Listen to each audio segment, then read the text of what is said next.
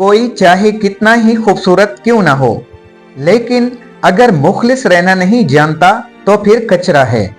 बेहतरीन आंख वो है जिससे इंसान अपने अंदर झांक सके।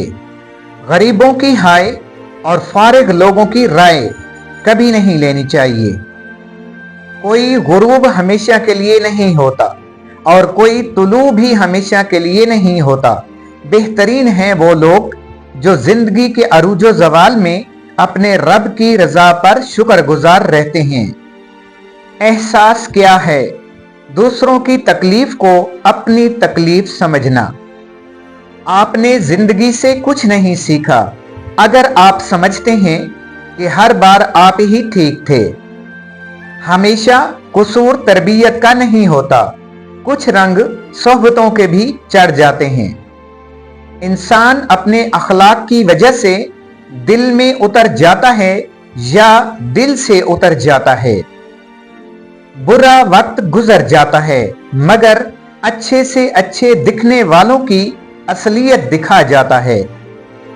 खुश अखलाकी ऐसा इतर है जिसे जितना ज्यादा आप दूसरों पर छिड़केंगे उतनी ही ज्यादा खुशबू आपको अपने अंदर से आएगी।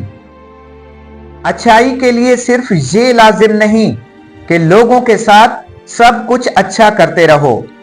अच्छाई तो ये भी है कि बस किसी के साथ कुछ बुरा न करो। मकाफाते अमल, किसी को अजियत देने के बाद बेहतर होगा कि तुम भी अपनी बारी का इंतजार करो। इंसान कितना ही अमीर क्यों न बन जाए, तकलीफ बेच नहीं सकता और सुकून खरीद नहीं सकता। किसी का बुरा चाहने से पहले ये भी सोच लें कि आप भी इसी दुनिया में रहते हैं और मकाफाते अमल भी एक हकीकत है। कुछ रिश्ते बस एक ही चीज मांगते हैं और वो है वक्त। घर बड़ा हो या छोटा, मिठास ना हो तो इंसान तो दूर की बात चींटियां भी नहीं आती। अगरचे मुख्तसर रहें लेकिन मुखलिस रहें। कई बनावटी चाहने वालों से एक मुखलिस चाहने वाला बेहतर है। किसी की जगह लेना और कमी पूरी करना दो अलग अलग बातें हैं। जगह ली जा सकती है लेकिन कमी पूरी नहीं हो सकती। खुश्क रवैया रखने वाला उस दरख्त की मानंद है जो फूलों और फलों से महरूम हो, न बैठने वाले को साया दे और न नजर डालने वाले को खुशी पहुंचाए। गहरे और मुश्किल अल्फाज का इस्तेमाल इस बात की दलील नहीं है कि आपके पास बहुत इल्म है, बल्कि जरूरी बात को आसान अल्फाज में बयान करना ही असल में इल्म की दलील है।